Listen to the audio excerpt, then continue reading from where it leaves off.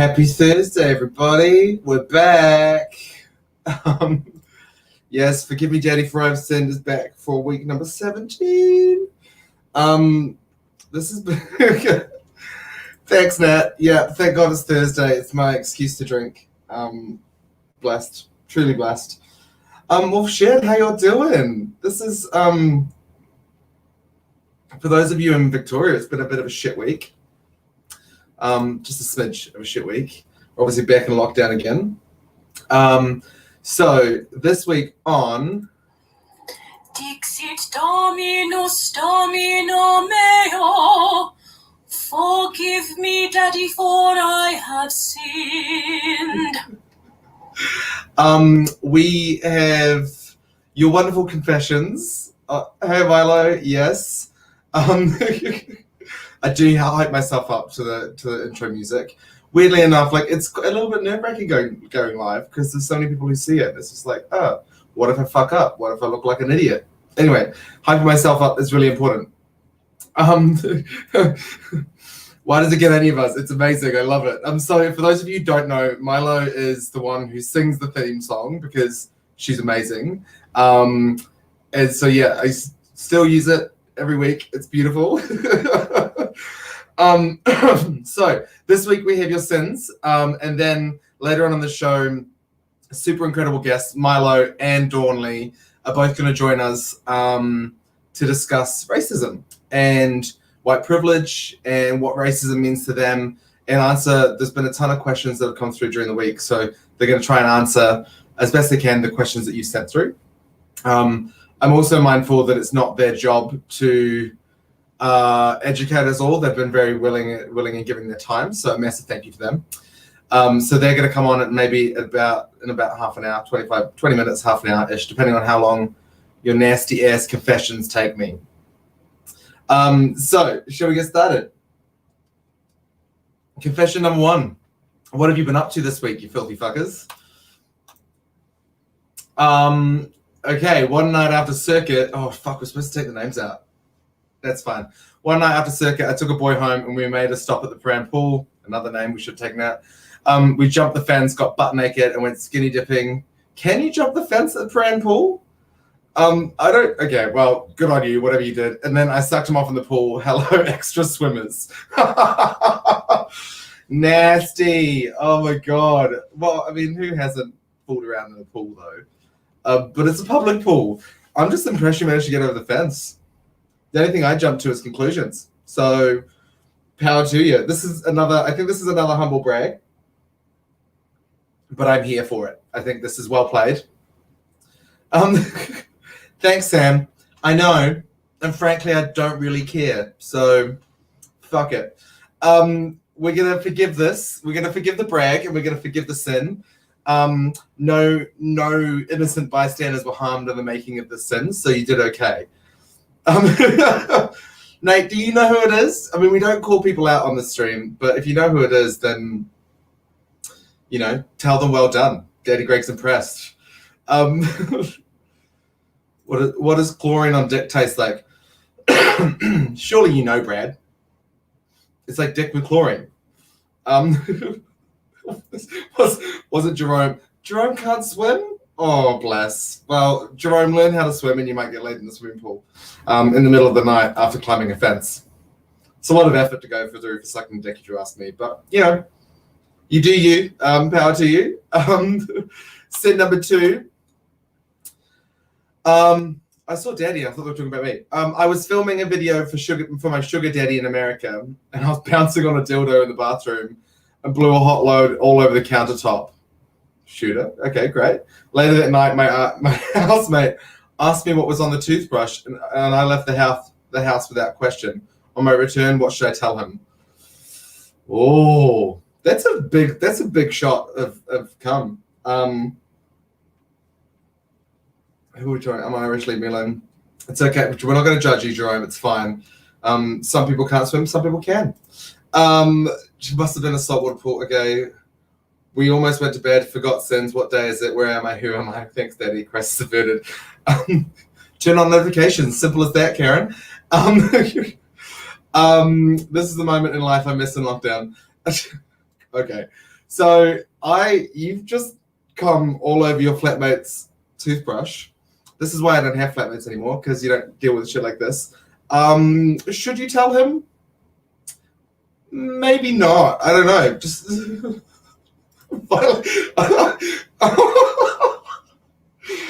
Milo hates a hot load. Okay, well, that's your prerogative, darling. Strong gums with extra protein. I'm not sure that's a medical. Yeah, I'm pretty sure that's just bullshit, Brad. If you like jizz in your face, you like jizz in your face. That's just how it is. I maybe wouldn't tell the housemate, although. Oh, this is a hard one. Let's ask the team. Hold on. We're going to do a poll. I haven't done a poll in a few weeks. Tell the housemate? Maybe not. I wouldn't. No. Just going to publish it. There you go. Now you should be able to answer. Should they tell the housemate? Okay. Gavin. Hi, Gav. Welcome back. At this point, nothing to be gained by confession. Just aim better. It's a waste, to be honest. I'm sorry, James. Kaz, Juan, I'm glad I'm not a him. I'm glad as well. Buy him a new toothbrush. Milo's got a very good point. Buy him a new toothbrush. Don't explain. Just swap it out. Get the same color, the same brand. They will never know the difference. Jackson says, leave town. There's a lot to do just for a bit of jizz on the toothbrush. I've had like a bottle. Calm down. Replace the toothbrush and say nothing. See, I'm with Stuart on this. Replace the toothbrush, get the same brand, same color, same everything. Just swap it out. Don't even tell them. Gavin, can you get toothbrushes while you're out, sweetie? The housemate was asking, who probably knew already. Yeah, maybe. Look, this was an honest mistake. He didn't do it on purpose. There was no negativity there. There was no, my words. Team, I don't know what I'm doing with words today, but you didn't do it on purpose. So I'm going to forgive this. Just replace that toothbrush before you impregnate him. Next sin. The long ones. We love the long ones. Sam Teal would be grateful for a load on his toothbrush at the moment. Yes, Sam, everyone's thirsty. Lockdown isn't pretty for any of us. So next sin. I'm very handsy today. Went to see Taylor Swift's Reputation tour 2 years ago. Met this 19-year-old twink who'd broken up with his boyfriend earlier that morning. Ended up sucking him off in a porta potty. Jesus Christ. While the opening act was playing before Taylor came on. Never seen the dude again, but he had the biggest dick and came so much all over my face. Blessed be. Finished in the toilet and went and watched Taylor as if nothing had happened. This is a treat. I love this. This is definitely a brag. Karen, well, I'm glad you've become fluent in Drunk Daddy. Yeah, I'm not. What a great support act for him, hey. Yeah, this is a great story. Apart from the Taylor thing, unpopular opinion, I'm not a big fan of Taylor Swift. As my friends know, I just think she's hungry for the pink dollar and will say whatever she wants. But we digress. You got hot dick in a toilet. Although the porta potty, you could have chosen somewhere a little bit more clean. They smell disgusting to begin with. But I don't think there's a sin. I just think you're trash. So what do we say when we see trash? Just do better. Choose a better location. There you go. That's all you need to do. Before the show. You could do that before the show. When they've got the supporting act on at the front. It's what Taylor would have wanted now that she's an ally, right? I'm so glad you say that, ally. Fucking bullshit. This sounds exactly like Mardi Gras after party. No, Brad, the Mardi Gras after party, people are literally just fucking on the dance floor. Which I'm not judging. That's what they want to do. That's what they want to do. Go for it. Take me, Swift. This could very well be Chad, but Chad would not run the risk of missing Taylor. He would have been at the front for 3 hours. So we're going to forgive it. Maybe don't do anything in a porta potty because it's nasty. Next confession. Taking a breath. Good. Everyone always mistakes me and my boyfriend for brothers, which is super awkward when they see us kissing and holding hands. Incest, a game for the whole family. Gotten a few weird stares and comments along the way. Well, of course you do. Just to backtrack a little bit, Nat, I 1,000% agree. I couldn't get off on a porta potty either. They're gross. Oh, I've lost my thingy. So, we're doing great. We're doing fine. Everything is okay. Everyone always mistakes me for it. You mistake your boyfriend for your brother, and then you make out with him, and you get weird stares. Of course, you're going to get weird stares. But as I posted the other day, like, brothers and twins is a gay fantasy for literally every homosexual. Women in the crowd, can you let us know? Is it a fantasy for straight and lesbian women as well, or bi women, to have a twin or siblings? Most young gays look related. Okay. James, you can just fuck off. Yeah, look, we're gonna forgive this. Maybe just date someone who doesn't look exactly like you and go for a little bit of variety. We're gonna forgive you. The good Lord, thank you. Yeah. I think I'm forgiving too many sins today. Fuck it, who cares? Also, dickheads, if you haven't liked and shared, please do. I've lost my clicker. There's my clicker. Yeah, if you haven't liked and shared, please do, because yeah, I appreciate it. Nat, you are so true. The Van Tiernan effect. Twin brothers. Yeah, I'm a twin, but luckily my twin is very, very, very straight. So no issue there. Next confession. I have a boyfriend, but recently I have been getting very close with my best friend, cuddling, staying over before lockdown. I'm pretty sure I'm falling for him. What do I do? Ooh, child. Yeah, I would agree with that, Kaz. Thank you. What do you do when you Oh God. Thank you, Kaz. Deep breaths. It's all okay. Maybe that was too much for a deep breath. I'm too relaxed now. So you're falling for your best friend, but you also still have a boyfriend.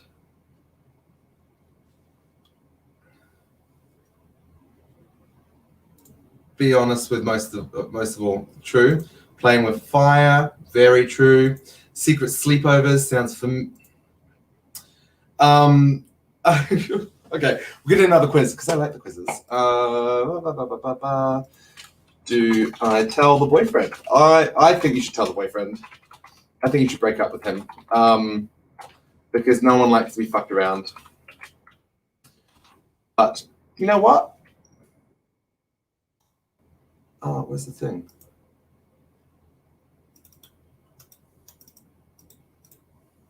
My things aren't working. No one told me that the questions weren't working. That's fine. I would definitely tell the boyfriend. I just break up with him. You're obviously not interested in him anymore. Brad, go with your heart on this one. Honesty is best policy, and it's not right to lead someone on when you're interested in someone else. Oh, look at Brad. Brad's got some good advice the last few weeks. Hard combo to have, but worth having it in the long run. A fucking man. I hope the sex is really bad or really good, and then you have your answer. Oh, Daniel, you cannot base the whole relationship just on sex. Thank you, Casey. I now realize that the questions aren't working. I've broken it, which is fine. I'm gonna see if it reworks now, but I don't think it will. No. Where are we? There we go. Kaza says, stop one of them. You can't have both. Someone will get hurt. Preach. Look, it's pretty cut and dry. You either still have feelings for your boyfriend and want to maintain that relationship, or you really want to progress with that relationship with your best friend. Does your best friend have those feelings for you? Maybe, maybe not. Like cuddling with your friend. We need to normalize physical affection between friends, FYI. But maybe your friend just enjoys cuddling and staying over. Maybe he's not into you that way. Maybe he is. Have that conversation. But it also just stems from the fact that maybe you're just not into your boyfriend anymore, which is fine too. Don't lead people on. Like, break up with him and then move on. Get on with it. Fucking hell. Where are you? Where's my page? I've lost my clicker, people. I don't know what's going on today. Forgive me, Daddy. There we go. So, James has Stockholm Syndrome. How's that Stockholm Syndrome? Isn't Stockholm Syndrome where you like fall in love with your captor? Well, actually, for your love life, that would be pretty valid. We're not going to forgive this one. There's a bit of work for you to do there. Have a conversation with your friend and your boyfriend. There you go. End of.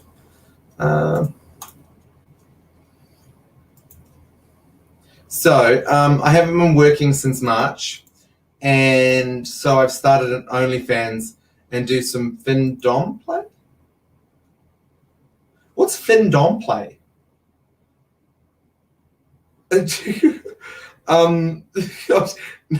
Nat, you would love Chad and Craig. Anybody know what fin-dom play is? Oh, wait. Is that no. Someone's gonna have to tee me up on this. What is fin-dom? I don't even know. Fuck it. Oh, okay. Thanks, Gav. Financial domination. Oh, look at, of course you three know what it means. Okay, so the done fin-dom play. I have a boyfriend and haven't told him, but the money is so good. Ooh, child. Yeah, you need to talk. Tell your boyfriend. That's a given. Brad says, according to master fetish trainer Jasmine, financial domination, fin-dom, is a form of sexual and psychological play that involves two parties, a financially dominant and financial submissive. So what? You just like, this could be fun actually. You just become a fin-dom and you just make people pay you money, because I'm here for that. That could be quite fun. A Finnish dom, we love the Vikings. Tell him, but traditional fin-dom is not sexual. Yeah, okay, right. No such thing as a Finnish dom. A financially submissive. Yeah, we're not going to get into that. There's so many things I wanted to say, but I'm not going to. I'm just going to move past it. Look, I'm not going to forgive this. You need to tell your boyfriend. You can't be selling your pussy hole pics to people and not telling the man that you're supposed to be, in love with. I do. Well, thank you, James. James, Cam, and I, you'd be financially dominant one. Deep wallet daddy. Greg, you dom all of us already. Not fin-dom. Fuck. If I fin-dommed all of you, I'd be loaded by now. We're not going to forgive this sin, but we're going to move on. Fuck off. I'm going to dress up as you in your Daddy Pope costume for Poof Doof's Halloween party this year, if there is one.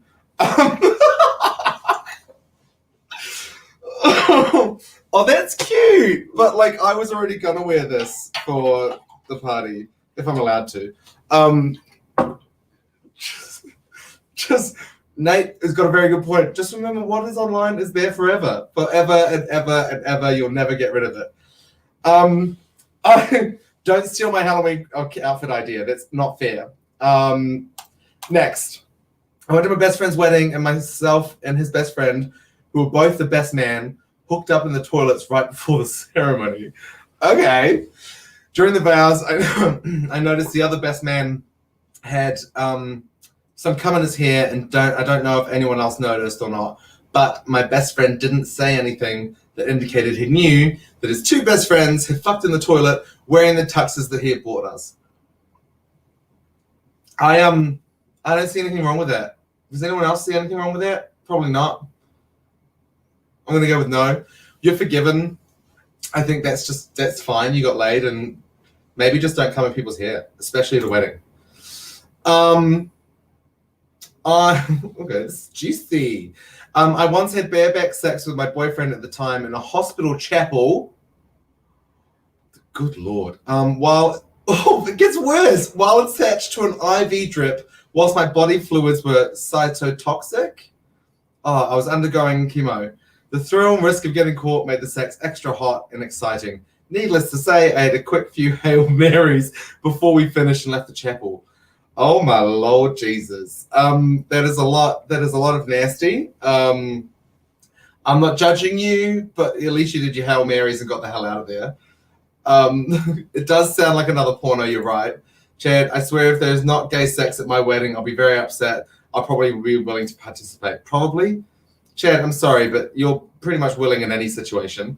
We're going to move on because Dawn and Milo are both waiting to jump on. So we're going to jump through. I'm going to do this. I think this is the last one. Maybe this is the last one. I've lost count. I had an ultrasound on my prostate recently. Treat. The procedure was done by this really stunning nurse, and the whole time I had to stop myself from imagining him bending me over. Keep in mind, I hadn't had sex in a few months and I'm super horny. He grabs my dick to move it out of the way, and I instantly get hard. He's moving the machine around my balls, and my arousal levels are going through the roof, and I'm leaking pre-cum like a faucet. Whatever he did, the ultrasound machine was also stimulating my prostate, and I ended up coming everywhere. Wow, this is a lot. This is a lot for a medical procedure. Over my shirt, over the chair, the machine. Some even got on the nurse. That poor nurse. Most embarrassing situation in my life, and I cleaned myself up and ended up requesting to come back the next day to finish with a different nurse because I was so mortified. Bitch! What is this? This is a lot. I'm impressed more than anything. That is a lot of pre-cum for an ultrasound. Natalie would 100% watch this porno. Sam, this is not a love story. This is a medical procedure, okay? Redneck and nice, please. Seems like you're finished with the first well enough. I just signed myself up for a prostate ultrasound. You lot are filthy, and I love that for you. Fucking hell. Okay. I think this is the last one. Let me just double check. Oh my god, no, we've got like 5 more. We're gonna do like 3 more, and then we're gonna jump to the team. Milo, I can see you looking shocked over there. I haven't brought you in yet, but I'm gonna in a minute. I can see you both. You guys can't see them, but Milo and Dawn are over here, and I can see their facial reactions, which is beautiful. They're just reacting to these confessions. It's amazing. So I drunkenly hooked up with my ex and caught herpes off him. That is why we don't recycle, okay? Exes are exes for a reason. You move on, you get rid of them. Fuck. That's with you forever. Herpes never goes away. Like, it is just there. It's just like, it'll go away for a week and then it'll come back when you're really stressed. Don't fuck your exes, people. Like, move on from that. I'm not forgiving that bullshit. You could do better. First time doing poppers. Oh, no. Oh, we've all seen this. First time doing poppers, I thought I had to drink it, not sniff it, you rookie motherfucker. I ended up vomiting everywhere and had to be taken to a hospital to treated for ingestion of poisonous substances. Why? Your friends are bad people. Why did they not stop you? Poppers are dangerous. Like, I can't. That's basic. Although I have seen multiple people at at a Melbourne club, do the exact same thing with poppers and just go nuts. We're gonna forgive you, but like, make sure you tell your friends not to drink poppers. And this is the last one. No, this is the last one. I'm just gonna do 2. Sorry, team. One more. I have a crush on my friend's boyfriend, and my friend has cheated on him multiple times, so obviously doesn't care. I think I'm gonna sleep with the boyfriend. Oh, you as a home wrecking motherfucker. I don't agree with this whatsoever. Maybe have a chat with the friend. Maybe not. No, that's wrong. Is that wrong? Am I the only one who thinks that's wrong? No, that's so wrong. Yeah, Milo's giving me the X symbol.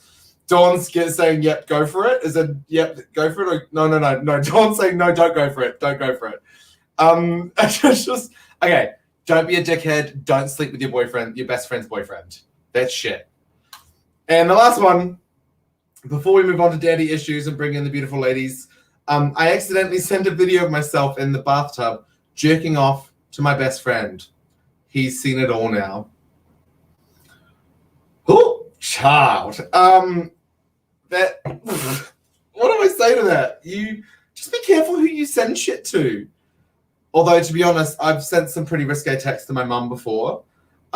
This was a good 8 years ago when phones were still being, whatever.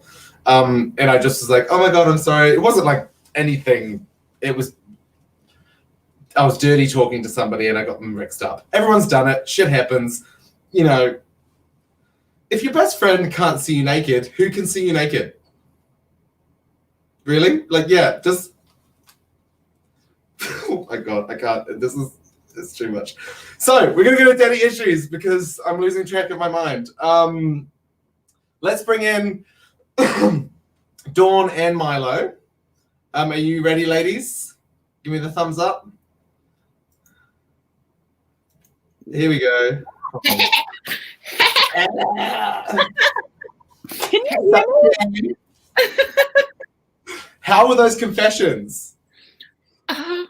Y'all nasty. Y'all fucking nasty. I've done some crazy shit in my life, but no, I just... My favorite is in the church. That's my favorite. Dawn, what about the good Lord Jesus? What would he say to you doing it in the church? I believe in Beyonce.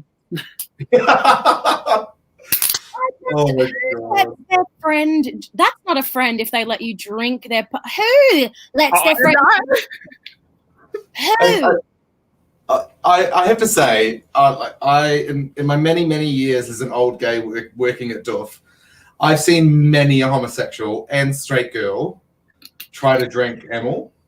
It's always girls. It's always. It's not always. It is quite often straight girls. They don't know. But I mean, how else would they know? They get given a little bottle. It looks like a shot. Go for it. So I'm super excited for tonight. So this is the new segment where people send in their issues, and we had a number of them this week. But the one that got the most votes, or the two that got the most votes, was obviously racism, white privilege, and also mental health, which is a whole another behemoth. So I'm super excited to have both of you on because we can talk some shit and just kind of, I think we've got maybe 16 questions that have been sent in over the week that I'm really keen to hear on. But I think to start with, I really want to hear from both of you, being respectful, but I want to understand from your perspectives, your experiences with racism, because you're both people of color, and you're both very vocal, and I've been loving the petitions and the posts and everything else. Yeah, you're both just like, who, me, what? No, and I love it because you've been really, really vocal and outspoken, and rightly so, in terms of your experiences and what you're expecting or what you wish the world would be. So if you want to, just give us a bit of a rundown as to your experiences with racism, specifically in Australia, maybe, and then we can go from there. Thank you. DL, you want to go first? You want me to go? Oh, just go.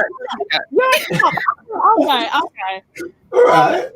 I think it's obviously it's super complicated.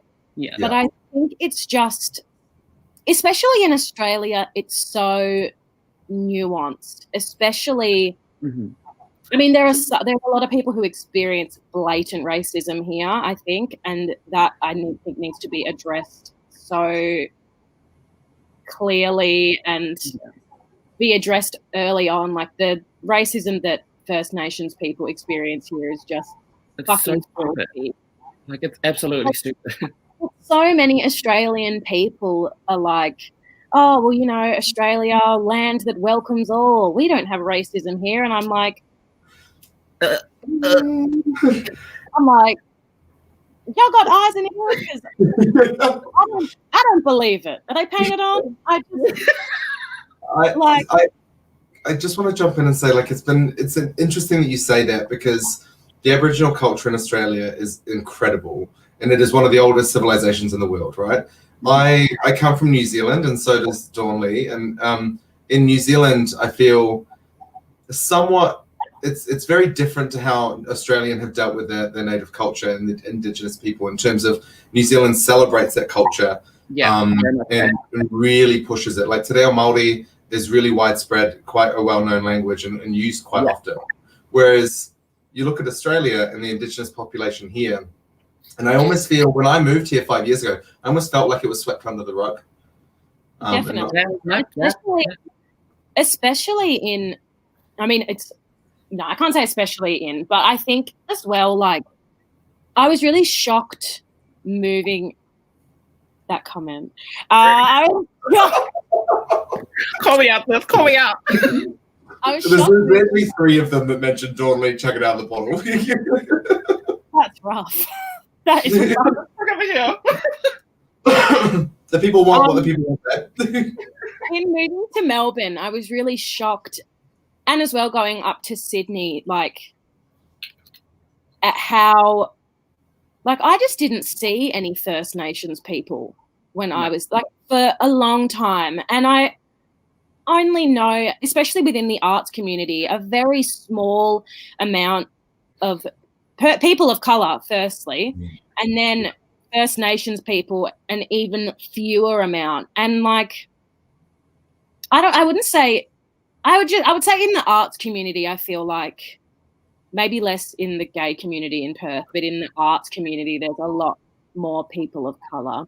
But then that's a whole nother can of worms, is like racism within the gay community and the LGBT community is like something else. Like I heard a certain Eastern States performer at certain clubs saying, like, you know, we don't have that many POC performers because there aren't that many POC performers who are good enough to perform in the East. And I was like, wow. Well, that's an interesting statement. I was like, very interesting statement. And I don't know about you, but I think I'm one of the most talented people on earth. So weird. Well, I mean, Milo, the day that we met, you were dancing on a podium and you drunkenly fell off the podium, and you didn't even pause. You got right back up again and started twerking. I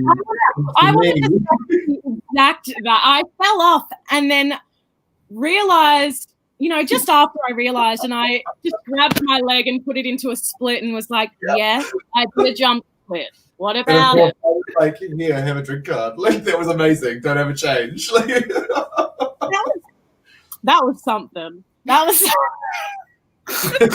It was amazing. Like, I don't want to belittle that because it was an amazing moment. Dawn, I think you would probably have a different angle on racism and what you've experienced because, you know, as a trans woman of color, you probably have a different kind of ball game there. Yeah, it's very much like I was going off like what you were saying before, like how in New Zealand, the Indigenous culture in New Zealand is very celebrated, whereas it's not here. And here, it's very much specifically within the queer community.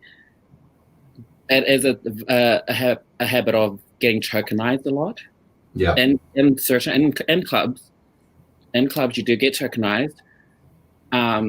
As a woman of color, as a trans woman, like, you do get tokenized. And I think it's just experiences. Like, the thing is, you get tokenized, but you do not get celebrated, you know? Yeah. Like, people are like, oh, they like to celebrate that there's a trans woman or there's a woman of color that supports this club. Yeah. Well, I like to celebrate that they know you. Like, they make it like it's their achievement. Like, yeah, I met her. Me, I did. Yeah. Sorry, you're not the one who put me on hormones. All you did was give me a gig, bitch. Until I see the money, you can't claim on it. Until I get my pay. Yeah. Agree, and I think it's really important, and it's something that I was kind of thinking about today in terms of, you know, paying people of color for their work and their effort and their input, right? I think that's really important. And Milo, you make a really, really good point. Like, until you pay, what the fuck are you doing, right? Well, the same amount as our white co-workers or white you know. Yeah. Because it's not fun sitting here being like, oh, I got paid this much. And they're like, I got this much. And I'm like, what? Yeah. Can you repeat that? Like, my human hair wig, what? I think, and then it takes on another level as females as well. Like you've got the level of people of color, and then you've got the level of females who are paid very differently to white males, for example. I recognize very, very much so that I have a definite place of privilege in that regard. So I think it's definitely something that needs to be talked about. In saying that, we've got, sorry? Oh, no, I was saying, yeah. Yeah, she's agreeing. She's going for it. We've got an absolute ton of questions, and I sent them both to you just before.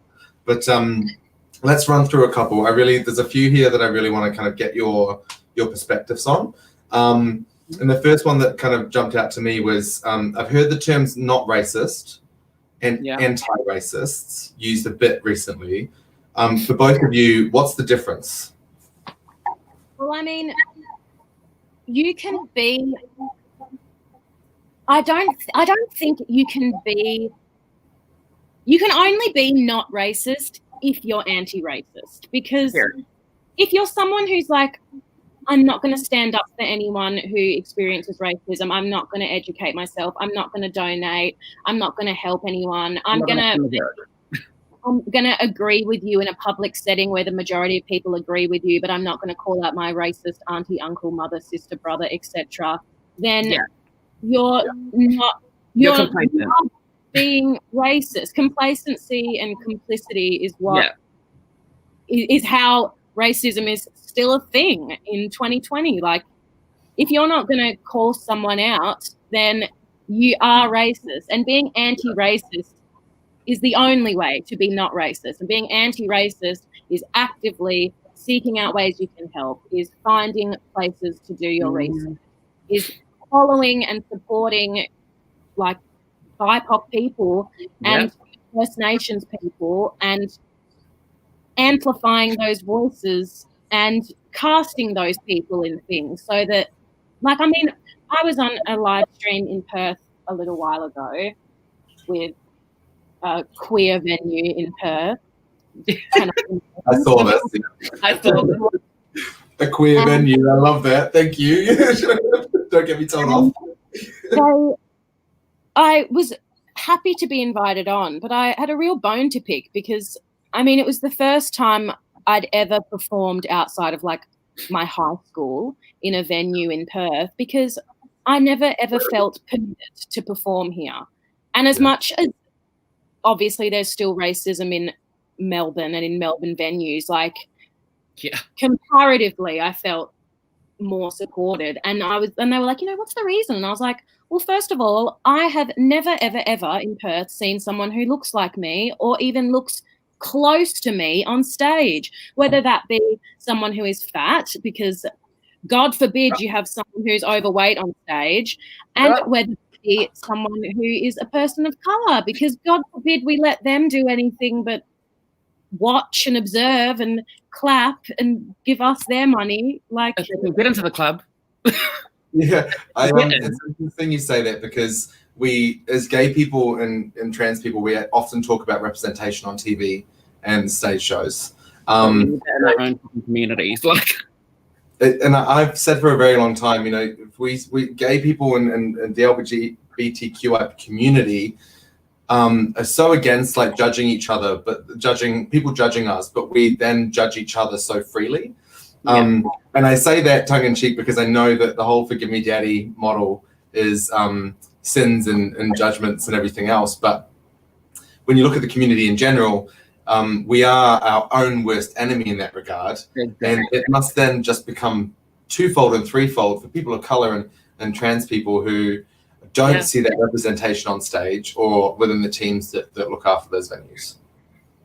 And I feel like it's hard to try and break into as well. Very. As a woman, like, because it's like, when you're at a queer venue, it's like, you get shut down just for being a woman. Well, it's literally like, no, it's like, why would we have a really uber talented, amazing, stunning, beautiful, gorgeous, intelligent Black woman on stage when we could have a white guy who's really buff that's eye candy. And it's so hard to feel like when there's people, and I'm not to discredit those performers, they're very talented. Because they're good to look at too, right? Like, I'm better to look at. Let's say that. Just say, okay, I'm better to look at. Ain't no fucking words. Ain't no cap. Hey, period. So we have a question, a live question that I want to jump to. So Kaz has said, a genuine question: how does society work to include people of color without leaving the feeling of being tokenized? So what does that look like to both of you? Do you want to go? Oh, yeah, sure. Wait, can you put the question number again? Yeah. So how does society include people of color without leaving the feeling of being tokenized? By having more than one person of color on the stage.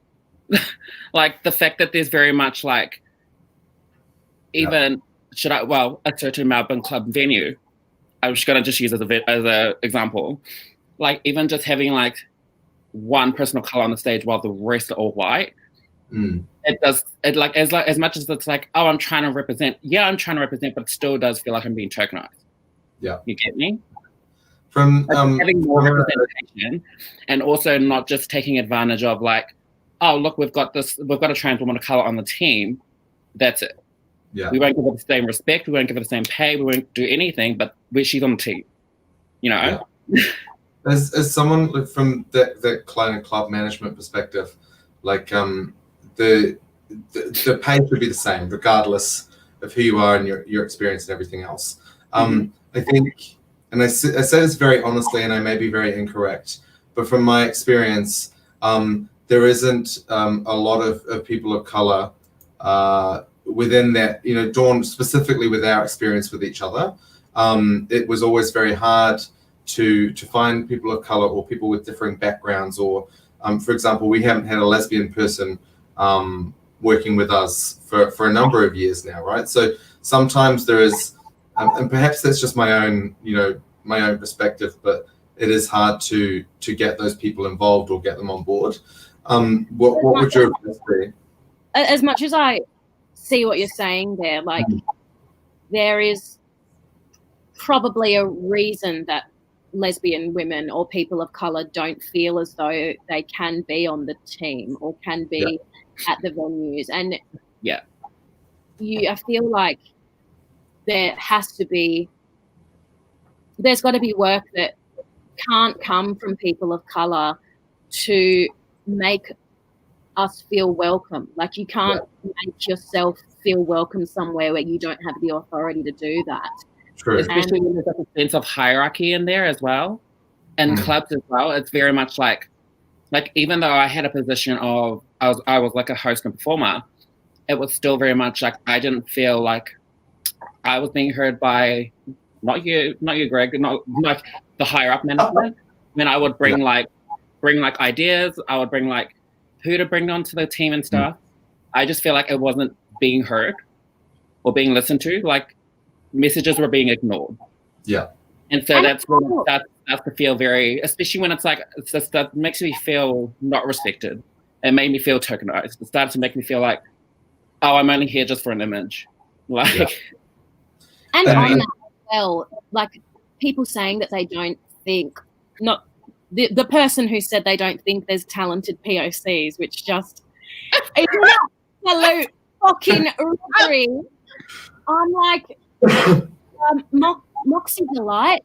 We're the only ones with rhythm. They made a story highlight on their Instagram of like, they were like, oh, you know, tell us like all of your ideas of POC performers. And it was pages upon pages upon pages of just Melbourne POC performers. And I was like, you know, make it make sense, girl. Make it make sense. I think that's where allies and people in those positions admittedly have to take a more active approach.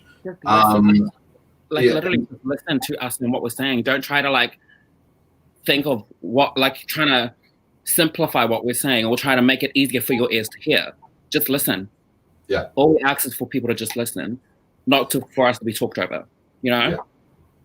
Agreed. I think so Natalie's got a question here as well. So Natalie is a show producer. So she asks, what's your advice to me and others going above and beyond and just not just hiring people of color, but also featuring them in promos? It doesn't feel like enough to her, which is a really good question. What steps would you both kind of advise into making sure that it's not just that lip service, it's not just that ticking a box, we're actually, you know, taking those correct steps? I think it's also just like doing like behind the scene work, like donating if you can, making it known that there are all these, you know, things that are happening around the world now that's like being vocally seen and stuff. Just putting in the work, like donating, like actually just educating yourself and not asking a person of color, you know, because it's a lot for us to take on and have to educate. We're down for it, but we don't want to have to just be the person you go to. We want you to put in the work first and then come to us. I was quite mindful, especially like for tonight, for example, educating people must be exhausting. It must be a lot of your energy. And again, thank you so much. Like, yeah, and it's like living things and stuff, and having to explain it to people who don't really get it. Yeah, it can get very. I the other week made a post about it was a music theatre related post, but I had someone saying that I was a Marxist, racist Nazi because I was saying that I don't think that white people should sing songs about the Black and POC experience, and they were like, "You're a Marxist, you're Marxist," and I can't think you cannot perform. This is one thing that pisses me off. You cannot perform a song about experiences that you do not know about. I don't give a fuck if it's theatre.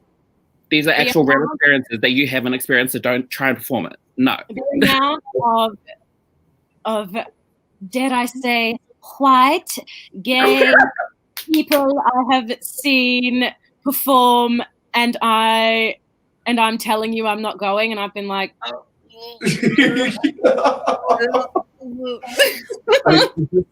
this conversation brings us into another question that was brought into.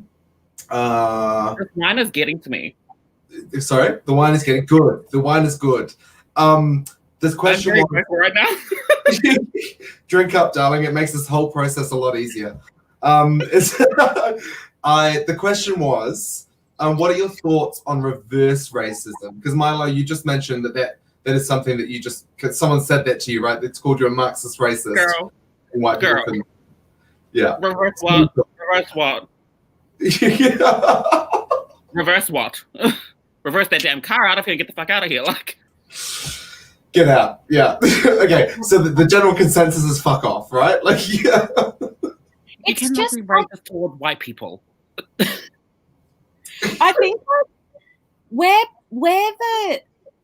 I think people find this the points to pick here is that if you look up racism, it is classed as, I can't remember the exact definition, but it's like discriminating against or saying that a race is limited. And I think that people catch on to that and are like, so therefore you can be racist to anyone, right? And I'm like, no, we have evolved in the definition of racism because firstly, we're not Egypts. And secondly, I think you've got to look at who it affects, how it affects people. And I don't think many people can say they have been followed in a shopping centre for being white, that they have been turned down for a job because they are white, that they have been the amount of things in my brain that I'm thinking of that I'm like, I know none of my white friends have ever experienced. No. And I think that's where the privilege part comes in, right? Is that privilege leads into, we don't have to deal with that. We don't have to deal with that. And so I was discussing this with a friend of mine that I work with overseas, and she was saying that, you know, Greg, you've never had someone cross the street because of the color of your skin, right? You've never had anyone follow you in supermarkets. So that another question we have here is, what are some of the regular instances that you deal with of racism, and how can other people and allies around you help remove those or minimize those. Milo, you said, in supermarkets being followed, that kind of stuff. For sure. And just on, well, I don't remember what you just said, but it inspired me. It made me think of something Off in the street. happened. Yeah. I can remember this one day going to school and I cried my eyes out because I was on the train, and my train on the way to school gets packed every day, but I'm one of the first stops. So I usually have a seat and then I stand up when the train gets packed or when the two seats either side of me get filled up. And the train was so full and no one sat either side of me, but it was packed and everyone was too, and I felt my tears welling. That's humiliating. I was like, maybe it's because of something. And I stood up and I walked a little bit down the train and I looked, and the three people who were standing in front of me, they didn't know each other and they all sat down. And I was like, cool. Yeah. Like, no, it's not cool though. That's something that we all have to be mindful of, especially allies and white people in general. We have to be mindful of those things, and that there's things that we might not realize that we do that cause this kind of reaction in you, and we need to be mindful of that, and we need to take active steps to make sure that we don't turn your day to shit because we take steps like that.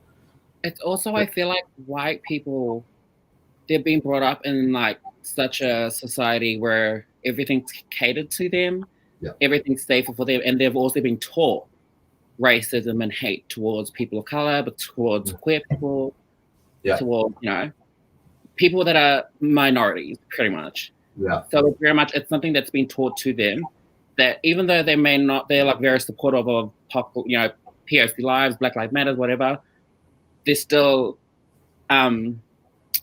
internally kind of like, they're being brought up to be in a certain way racist, or like have racist tendencies. So some things they do, they don't realize they're doing. And so I think things like that, you need to be able to like catch yourself on and collect yourself. Yeah. Which I think... Sorry, on that question as well of things that you experience every day, I think an important one to mention is microaggressions, because I think that it just happens near constantly, especially with things like, I did I want to say essay, it wasn't really an essay, it was just me being, this sucks, talking about people asking me where I'm from, because I get asked that so often, and every time I'm like, I'm going to tell them I'm from Australia because I know that's not what they want to hear. And they're always like, no, but where are you really from? And I'm like, I was born at Mount Lawley Hospital in Perth, Western Australia. And they're like, no, but like, where are you from? But like, where are your family from? Oh, New Zealand. And then I'm like, oh, my dad's from Botswana. And they're like, oh, Queen Honey works this child, hun. I'm like, maybe I got it. It's interesting you talk about that, because most people wouldn't recognize that as a microaggression, but they wouldn't recognize that as a micro act of racism, right? For them to push and nag and dig at you to find out where your heritage is from. People don't ask me where my heritage is from. It's not something that I'm asked regularly, and that's maybe something for each of us to be more mindful of as we move forward, in terms of, digging at, Milo, where are you from, isn't okay. It's not something that should be accepted in day to day. And a lot of times as well, it's sad because it feels like people are assessing threat. Like, I'm like, if I had said I was from somewhere else, what would your reaction have been? And as well, sometimes when people find out, their whole attitude to me shifts. And another microaggression that I think it's very hard to monitor, because I feel like queer culture and Black culture really have a whole meshing thing that struggles to tell where what came from. Yeah. But like, something that happens to me every single time I go out, people will meet me and be like, oh, Queen Honey work. Yep. Yeah. And as much as I talk in that vernacular and understand it, and it's very much, and I feel like shows like RuPaul and mainly RuPaul, I'm going to hit it right there with RuPaul, has really made it cool to talk in African American vernacular English. Yeah. But it happens so much, and I think people just don't realize, like, people, and actually the amount of people who talk to me in an American accent, and I'm like, God. I'm like, I am one of the most popular Aussies you'll fucking meet. Like, it's bizarre. Like, they'll be like, oh my God, bitch, yeah. And I'll be like, I'm from New Zealand. Kia ora. Yeah. I think so there's some more questions that I want to kind of raise with both of you. And this one's probably very poignant for both of you. So do you think racism is the same for all people of color, or do women and trans people of color experience more of it? I thought it's a hard hitting question, and it's the reason, one of the reasons we do this. Over to you guys. What do you think of that? Is all races it's the same for people of color? No. Like, not to call people out, but it's just an example. Like, Asians, there are a lot more people white people view Asians as more tolerable. Whereas if they were to view a black woman or something like that, they would look at them as like a threat. So there's levels to racism, and on that, maybe that's more here, but I think it's very individualized as well, because there's some people who I know who feel very safe with me, but then especially in the older generation who are like, I'm not a fan of blacks, but you're very docile. But, the Asians are here to steal all of our jobs because they're too smart, the Asians. And I'm like, wow. Karen? There's like levels to racism, but there's also, it's depending on what kind of person it is. But all people of color don't experience the same level of racism, though. I personally think. Yeah, and I think you experience different types. Like, I've experienced my fair share, but I also benefit from featureism because I have very palatable features. I've got a really small nose, I've got really big eyes, I've got prominent eyebrows and cheekbones. So I benefit from that. And I also benefit from colorism because I'm a lighter skinned person. And that makes me more palatable. And I also, my only language is English, so that makes me palatable. And I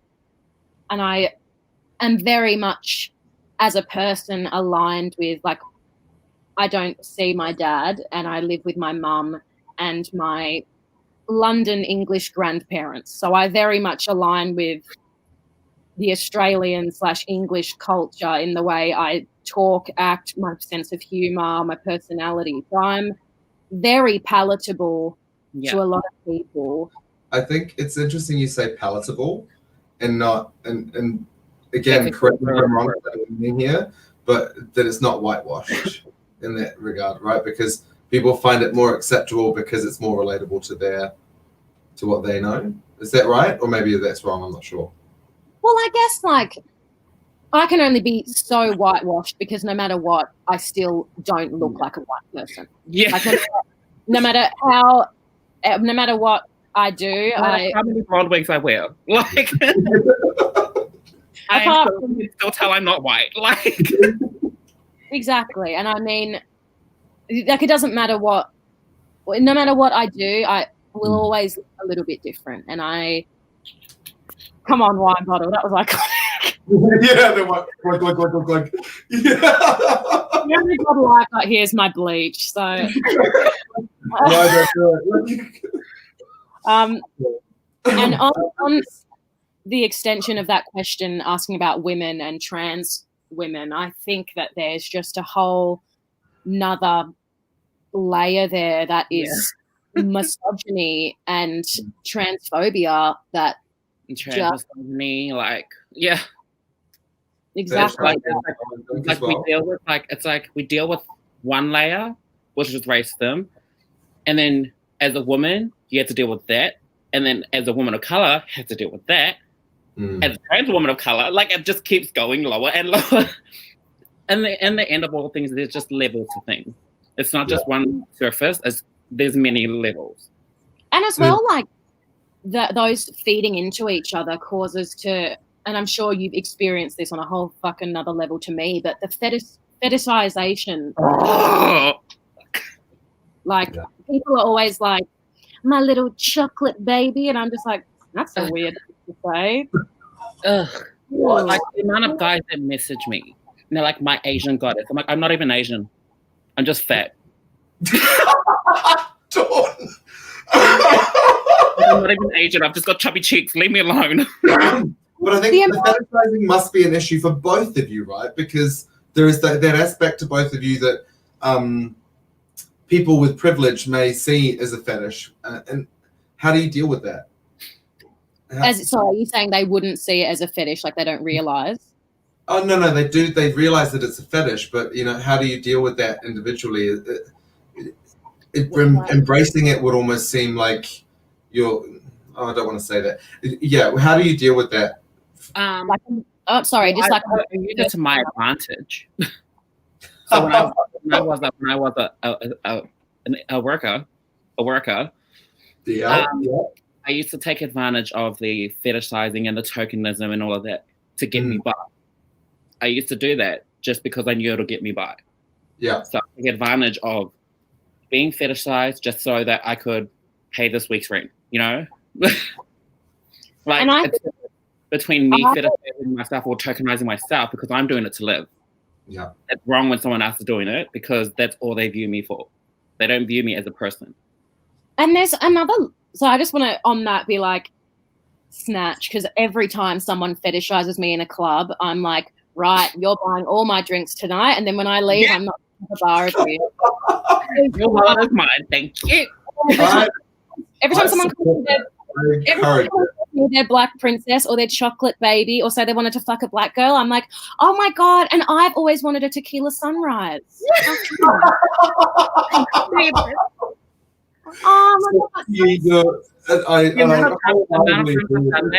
I've literally just been like, give me your wallet.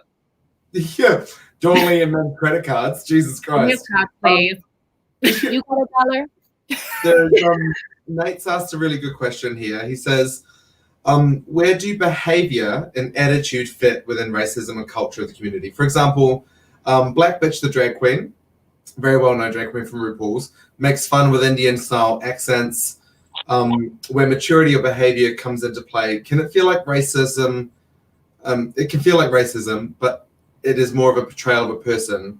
For example, people find me intimidating based on my job role. Does that play in or out of your favor? Well, that's a tricky question. I don't even, hang on, let me reread it. Okay, one, with Black Bitch, her name, I only ever call her Miss J because I find that name kind of offensive. Especially since she's an Indian queen, was from Singapore. Right, okay. The culture's more, I don't know. I like, especially when she's using it in such a derogatory way, in a sense, and letting other people call her that. I prefer to just call her Miss J. Right, okay. Okay, I'm not going to lie, it might be a bit sacrilegious, but I have no idea who that is. But even on that... On that note, I just to try and get some mental context, looked up Black Bitch the drag queen, and it came up with Tyra Sanchez, RuPaul, a picture of Bob the drag queen, Bibi Zahara Benet, like a random man in blackface, like. Yeah. Is that or Jeffree Star? Well. Dolly, you up your makeup midstream, bitch. What are you doing? Sip on that wine bottle.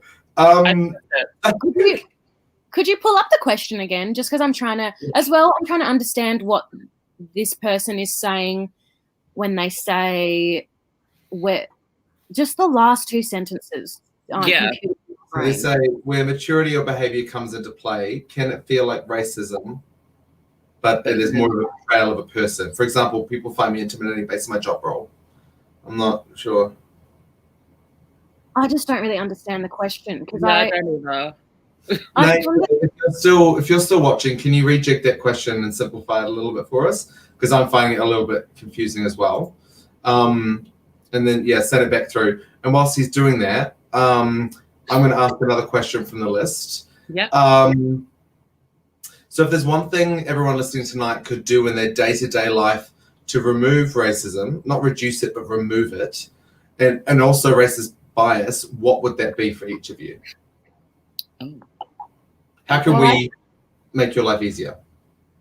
I think just by listening, starting that off, listening to us and not speaking over us.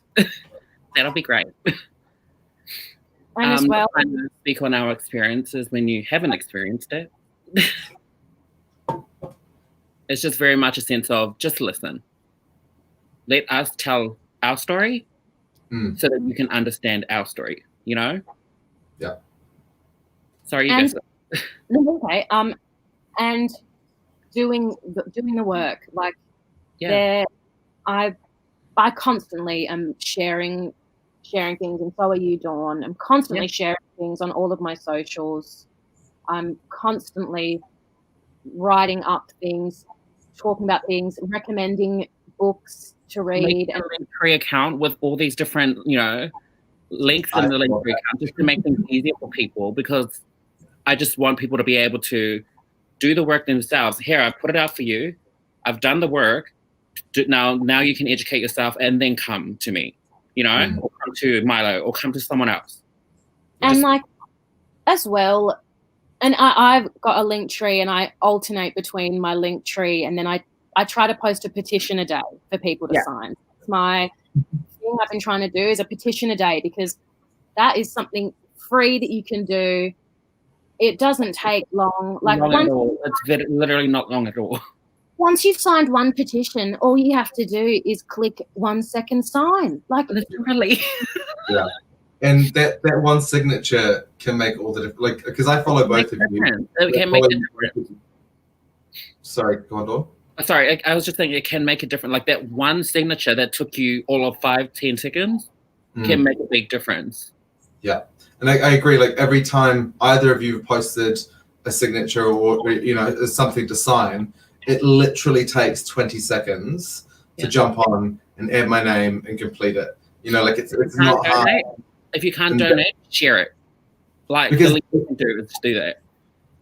And being very honest, not everyone, especially in the current climate, not everyone can donate time or money or other things. But your voice and your signature can mean the world. There are people that can donate, but they probably haven't seen it. If you can't donate, just share it. They might see it and be able to help out, Yeah. And I think we're very much little things. Sorry, I think another really important thing is don't leave us to have to call everyone out, because if there's someone that is genuinely racist and I call them out, they are not going to listen to me because I'm a black person, and they're not going to listen. They're going to be like, this fucking nigger bitch, I don't want to listen to a word you're saying, because I already have openly stated that I'm not interested in hearing a bar of it.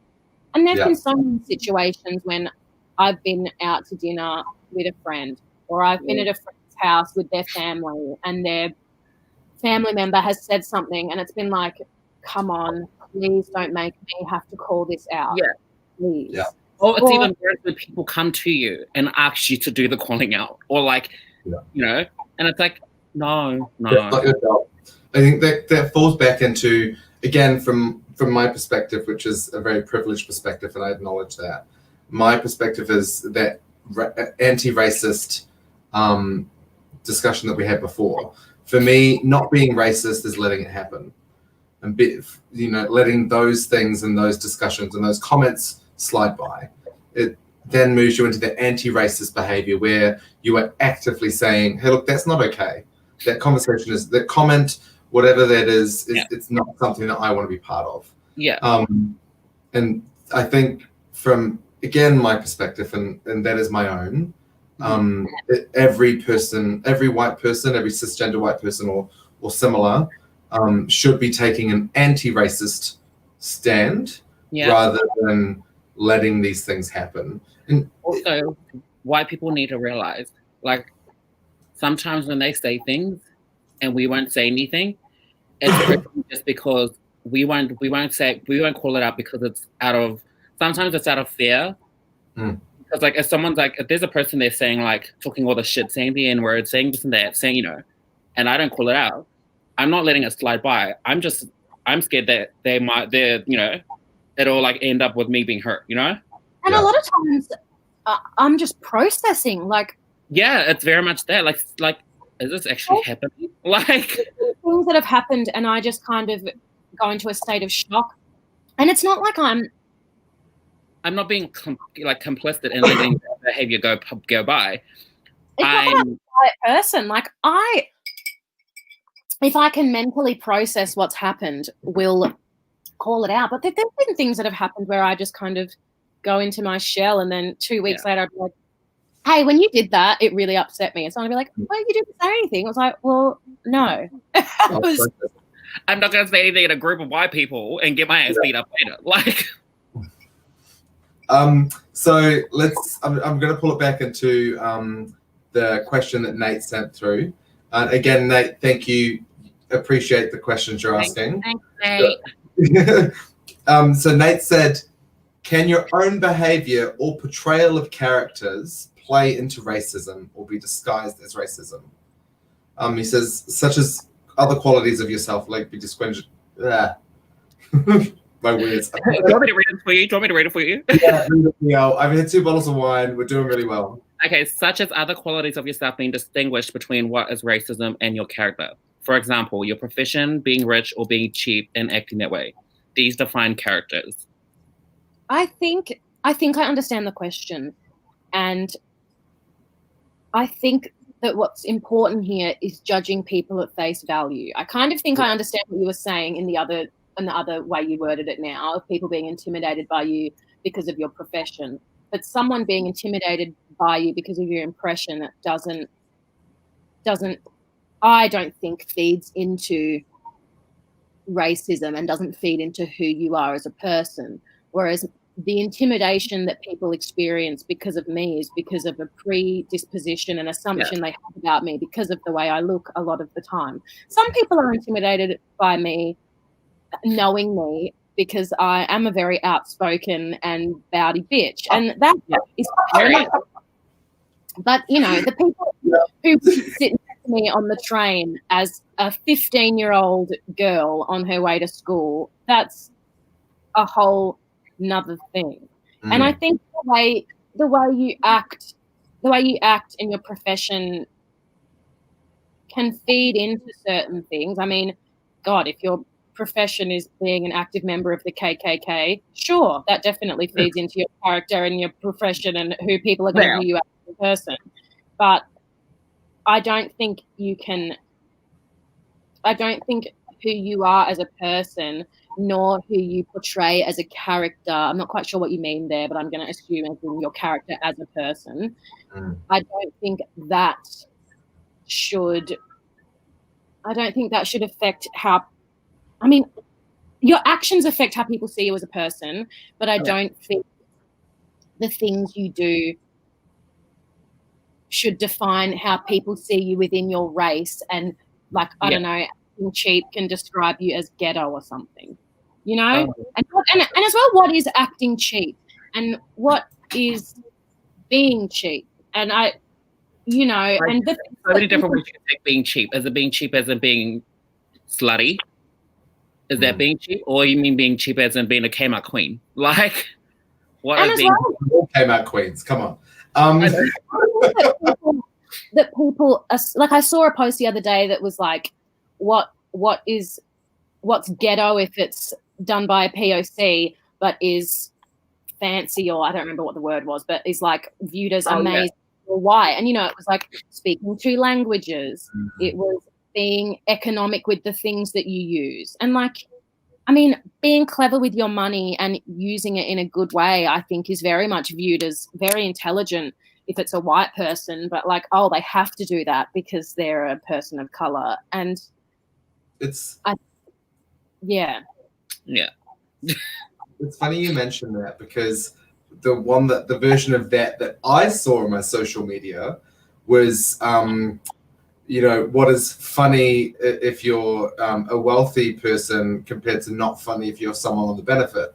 Yeah, exactly. Like, that's another word, what is it? Is that's classism, isn't it? Yeah. Yeah. Yeah.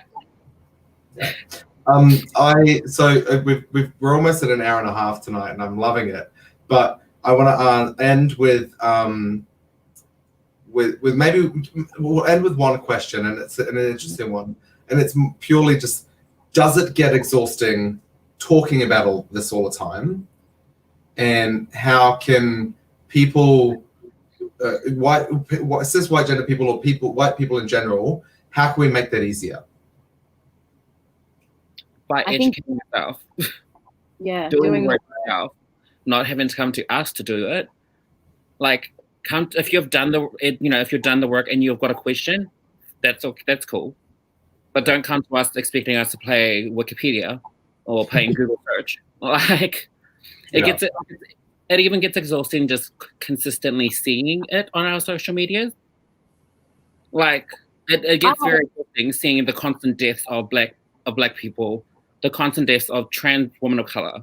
Like, it gets so exhausting, because especially there was like this one point in the first lockdown where I had a breakdown, because I was just like, people kept sharing, like, and there was like, they weren't sharing it to me, like, somewhere, but they were just sharing like how a trans woman of color's life expectancy is to 35 years of age.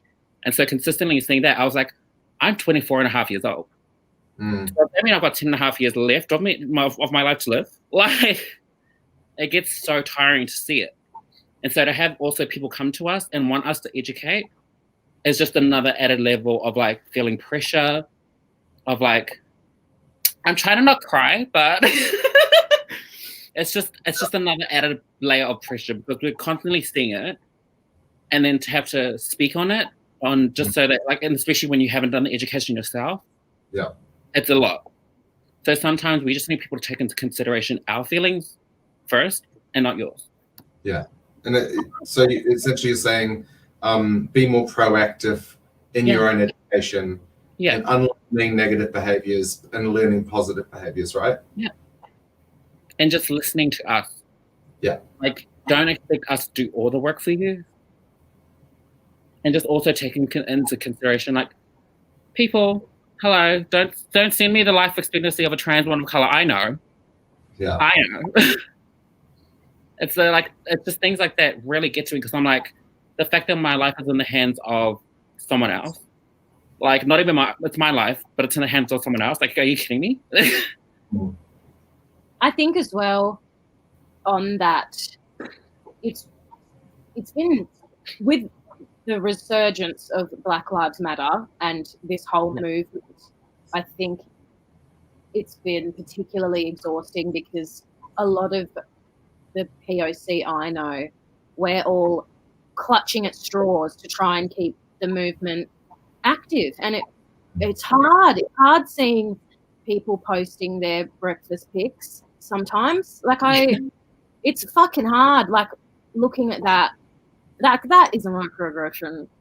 No. Microaggression. And I think as well, it's so hard having to be so open about it, because for so long, people just didn't believe it exists. Like, they were like, racism happens, but I don't do it, and it doesn't happen to anyone I know, and I couldn't be racist because you're my friend. And I'm like, oh God. No. And as well, another layer on that is a lot of POC, before you can speak on your experiences and call people out. Like, I only during Black Lives Matter, like, I've always known about racism and how it affects me, but I only recently started openly calling it out and talking about it a lot in public, because it took me almost 20 years at my ripe age of 20 to get over my internalized racism that I had developed over the years.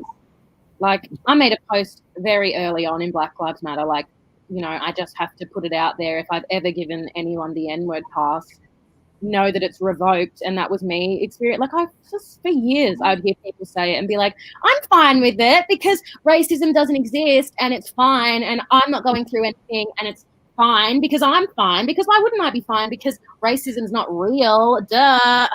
We're fine. I'm cool. I'm not an angry Black woman. Don't you worry. No anger or upset or trauma here. Just fine and doing things. Just dandy. Dandy. And it's so scary, the idea of, I remember at the first tertiary institution I went to, there was a discussion that happened, and I was the only Black person in the room, one of 2 people of color in the room, and there was 28 people in the room. And, you know, we spent an hour and a half discussing the effects of blackface on musical theatre. And I wasn't warned about it, and I was just sitting there like, whoa, like this is happening. And I started crying, and, you know, people's responses went, oh, are you okay? It was, well, we have to have this discussion because it's a part of the course, and I don't know why you're making such a big deal out of it, because obviously it wasn't aimed at you. And I was like, wow. You know, I'm watching people, and we sat and like watched blackface in this class, and we looked at images of the KKK, and I'm sitting there in this room of white people like, this would be a dream. I dream of genies. Somebody get me out of here, please. Like, and it's hard to call that, because then from that point on in the year, I had about a week of like not being able to talk to anyone, and then I just pretended like it never happened for the rest of that year. And I was like, yep, you know, who cares? And I was like, because I was so scared of being branded as the angry Black woman. I was terrified. Especially at this institution, because I knew I was going to have to audition again, and I wanted, even after this experience, I so desperately wanted to get in, and I was like, you know what, I'm fine with it, and it's fine, and it's so hard to get through that, and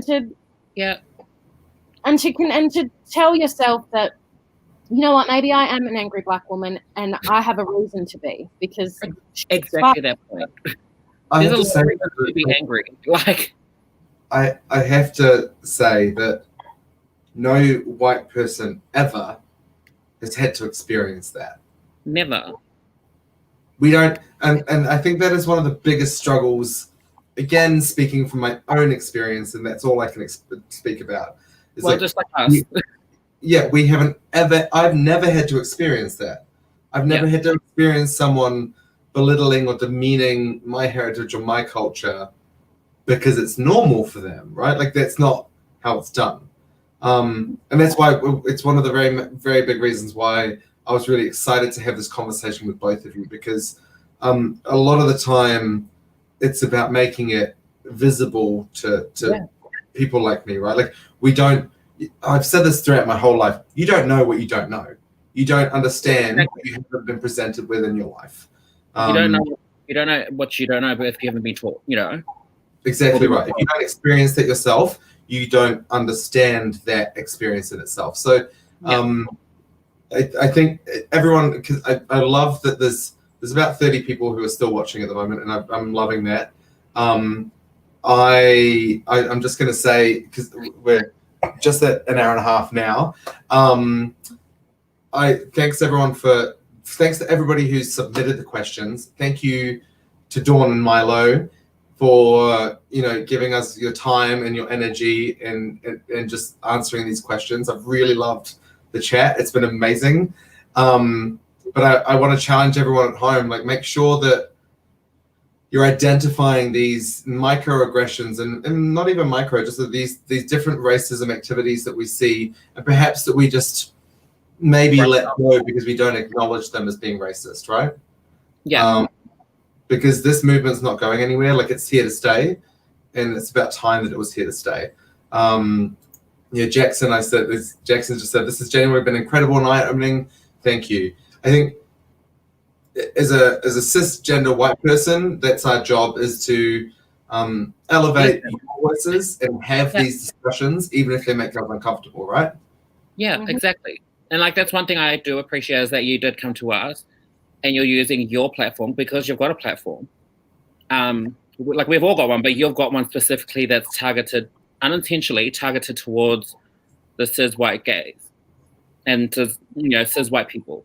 And so it's we're great, like I'm grateful that you've asked us to come on to speak on this, so that you're using your platform to bring awareness, And I think it's really important on this platform as well, because I mean, as much as there is a lot of racism and misogyny within the queer community, it's still one of the places that I feel the most accepted. And like, there's a reason that I'm friends with both of you and at a specific Melbourne club. But I don't know which one. But I think that it's important that, as much as I feel able to be myself in certain venues, that everyone feels free to be themselves. And the is maybe the reason that I feel accepted at Melbourne Club is because I am a more palatable version of the Black experience and of Black people. That is very, I think it's very much. No, that's true. A lot of people that I know at all Melbourne clubs. How many dark-skinned women or men are you seeing in the clubs at Melbourne? Like, let's be real. Not many. Exactly. And I think that it is important to clear up that space. And just I wanted to mention 3 resources that I think are very important to look at. Just 3 for everyone to start. I'll say them slowly so you can write them into your the Facebook comments, and you can copy it. So the first one is Me and White Fragility by Layla Saad. That's Laylasaad. And that is a fantastic book where it encourages you to look into yourself. Yeah, I've read that. It's a very good one, and I wasn't expecting to bring so much from it. Because it really helped me realize how much white privilege I have as a mixed. Yeah, well, it made me realize how privileged I am in the sense that I'm light-skinned. So, it's a very good book. Second recommendation I had was to read White Fragility, because the first one's Me and White Supremacy. The second one is White Fragility, and White Fragility is by Robin DiAngelo, and that's a fantastic read that I got my nana to have a look at, because she was like, "Oh, Maloki, I don't even see you as Black, my dear. What do you mean?" I was like, Nan, you need to read it, my love. Love you. She came back to me a week later and was like, "That must have been hard for you, wasn't it?" I was like, "Yeah." It's such an English way of dealing with things. Really. And she's like, "You know what?" I'm like, "What, Nan?" And she's like, "I'm going to go on the Facebooks and I'm going to tell my friends about this one." I'm like, "Perfect." The Facebook. Man. Love you. Bless her. She's been trying to share things on her Facebook, but she doesn't realize that when you comment on the post, it doesn't come up on the share. So she's been like, on all these pages about gollywogs, like, "This is disgusting," and then just sharing the post. And I'm like, "Nan, I know that you're sharing this to say it's wrong, but it just looks like you're sharing it." And she's like, "Well, no, but I said they're bloody idiots on the page." Anyway, I wanted to recommend is In My Blood It Runs, which is a fantastic documentary and look into what it is like being a First Nations person, specifically in terms of the education that occurs in Australia about First Nations people, and also in the lack of recognition and the lack of incorporation of Indigenous culture for Indigenous kids and for people learning about it. As an example, the only learnings I did about First Nations history when I was in school was dot painting in year 4, and then we watched The Rabbit-Proof Fence in year 9, and that was That's it. See, I'm very grateful that I've got First Nation family, so I'm grateful that they educated me. Mm-hmm. But you're right, that is a very good resource to look up, because especially white Australians need to remember, just because we're not in America doesn't mean racism is not here. It is. It may not be just as bad because you're not seeing it plastered everywhere, but it's just as bad. Okay. And I think this feeds back into, like, everyone who's watching tonight has the opportunity and also the privilege and the requirement now to just do a little bit better, to make that effort, to put in a little bit of energy. Milo said, it takes 20 seconds to sign a survey or, put their name to something. These are little micro steps that we can take to rectifying some of the wrongs. Not all of them, but some of the wrongs that have been, that have been put out there for so long. I'm going to say thank you, Dawn, and thank you, Milo. It's so appreciative of just like the really open and fun chat that we've had tonight. Like, it's been a really intense topic. I had so much fun. Yeah, and just wanted to say as well that I know Dawn and myself are constantly posting things. So if you are looking for resources and just look at our story. Look at the story, look at the posts. Look at our Facebook page, look at our IG stories. Like, follow them, support them, like make sure you're taking part. Like, if you're not taking part in that, you're a fucking dickhead at this point. Like, and if also, you're don't say you're against racism if you're still supporting Jeffree Star. I'm sorry, but I'm not. You're not saying that you're against racism if you're supporting Jeffree Star. It's true. It's like there are so many easy things people can do to continue this path and to make sure that these stories and these experiences are being heard. I think we've all got to make that step now. And we've all got to make sure that we're doing that. And make sure you're sharing POC joy as well as, educating about all the deaths and please share the joy. Yeah. Share. Continuously just seeing the constant pain, death, just sorrow. It gets to the people, the POC that are viewing your stories, or like, we appreciate that you're trying to bring light. Yeah. But in a sense, it does make things hard, and it's a mental strain on us. Yeah. You've got to be mindful of that as well, as it's not your job to educate us. Yeah. You've both been amazing tonight in helping begin that path, but it's also now on us to make sure that, we're reading these books and following these articles and doing everything that we can to make sure that we're not fuckheads. Yeah. Cool. Okay. Thank you so much, both of you. I love you. Thank you for joining tonight. Thank you for this conversation. Everyone at home, I'm going to grab the names of those publications and books that Milo just talked about, and I'm going to share them on the Facebook page so that you can go away and do some reading. Cool. All right. Thank you, everybody. How do I get out of here? I'm going to end the broadcast, and then I'll tell you how to get out of that. Okay? Thank you. Bye, everybody. Thank you so much.